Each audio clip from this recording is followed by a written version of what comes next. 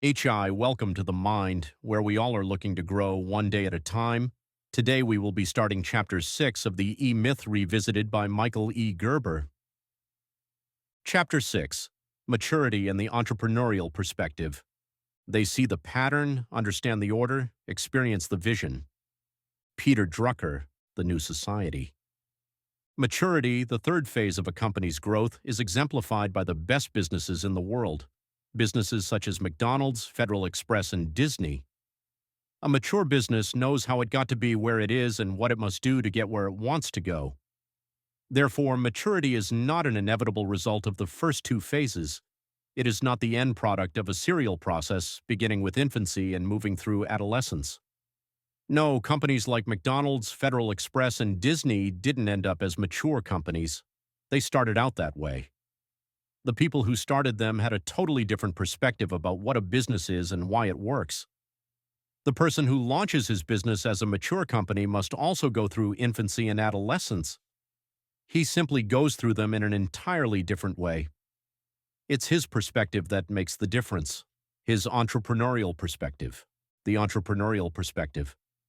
I once heard a story about Tom Watson, the founder of IBM. Asked to what he attributed the phenomenal success of IBM, he is said to have answered, "IBM is what it is today for three special reasons. The first reason is that at the very beginning, I had a very clear picture of what the company would look like when it was finally done. You might say I had a model in my mind of what it would look like when the dream, my vision, was in place. The second reason was that once I had that picture, I then asked myself how a company which looked like that would have to act. I then created a picture of how IBM would act when it was finally done. The third reason IBM has been so successful was that once I had a picture of how IBM would look when the dream was in place and how such a company would have to act, I then realized that unless we began to act that way from the very beginning, we would never get there. In other words, I realized that for IBM to become a great company, it would have to act like a great company long before it ever became one. From the very outset, IBM was fashioned after the template of my vision, and each and every day we attempted to model the company after that template. At the end of each day, we asked ourselves how well we did, discovered the disparity between where we were and where we had committed ourselves to be, and at the start of the following day set out to make up for the difference.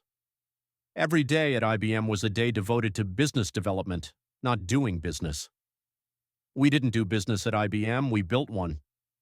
Now it's been more than 30 years since Tom Watson Sr. spoke about the reasons for IBM's success, and I recognize what people might say about this $88.4 billion company, that it's a business in trouble, that it's lost its way, that it's hardly an exemplar for any business owner to follow.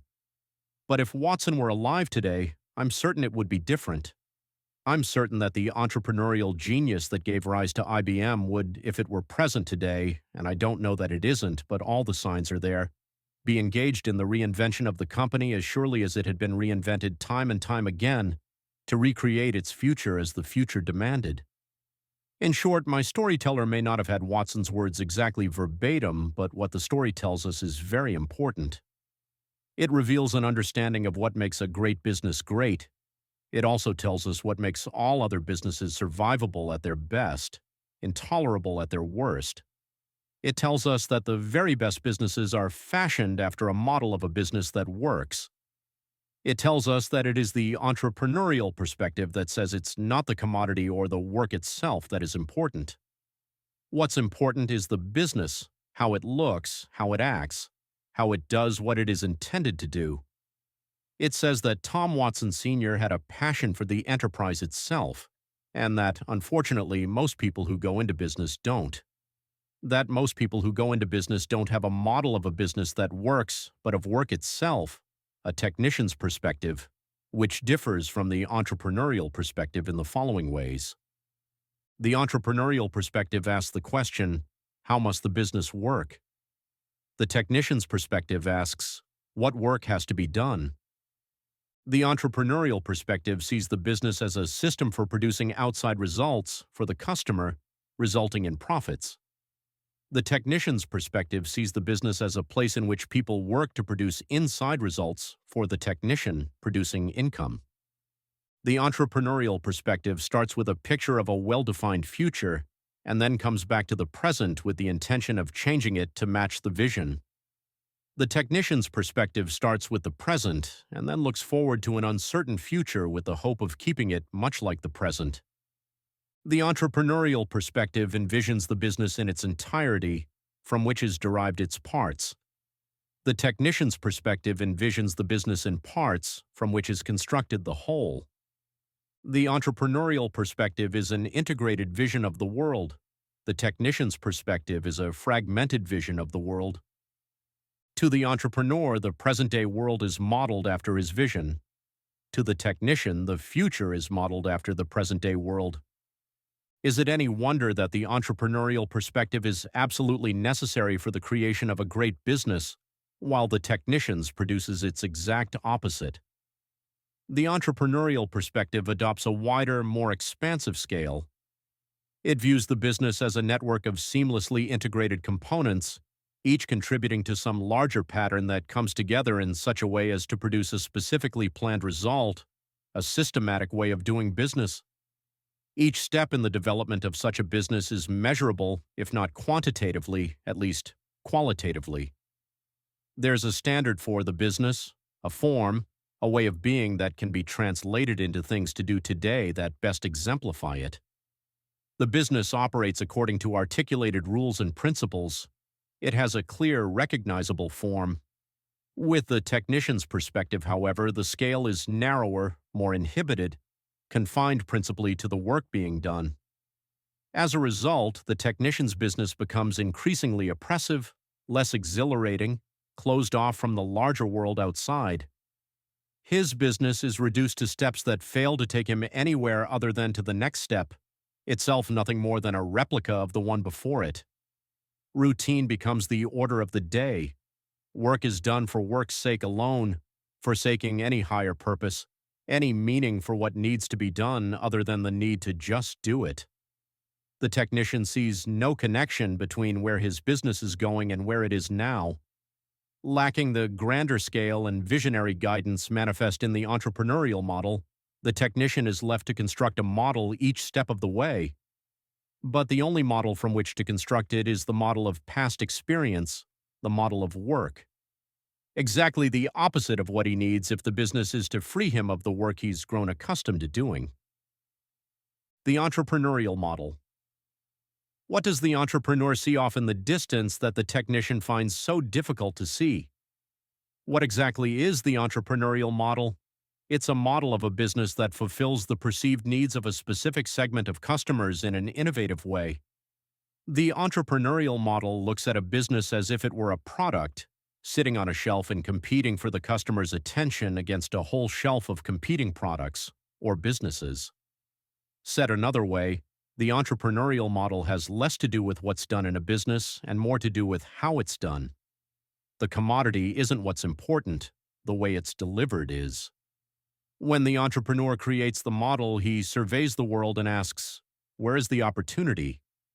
Having identified it, he then goes back to the drawing board and constructs a solution to the frustrations he finds among a certain group of customers.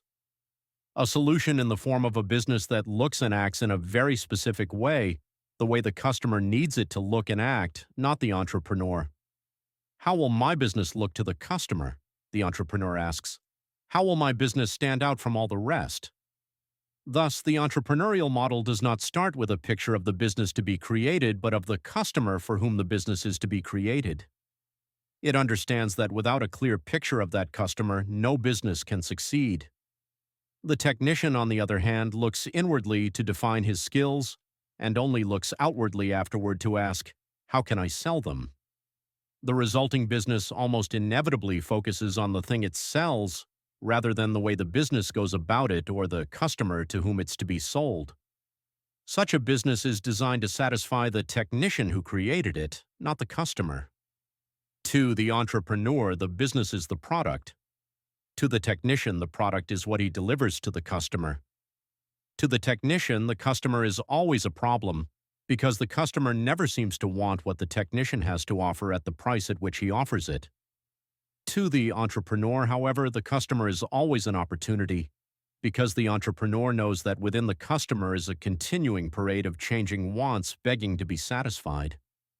All the entrepreneur has to do is find out what those wants are and what they will be in the future. As a result, the world is a continuing surprise, a treasure hunt to the entrepreneur.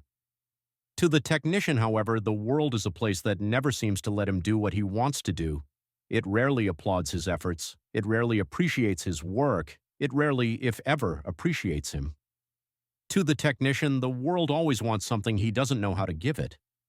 The question then becomes, how can we introduce the entrepreneurial model to the technician in such a way that he can understand it and utilize it?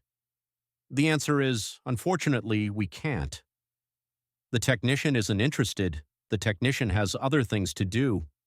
If we are to be successful at this, what we must do instead is to give the undeveloped entrepreneur in each of us the information he needs to grow beyond the limitations of the technician's comfort zone so as to experience a vision of a business that works.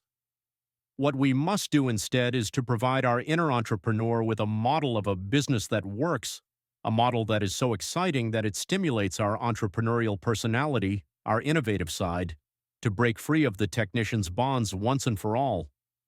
What we must do instead is discover a model that sparks the entrepreneurial imagination in each of us with such a resounding shock that by the time the technician wakes up to the fact it will be too late, the entrepreneur will be well on his way.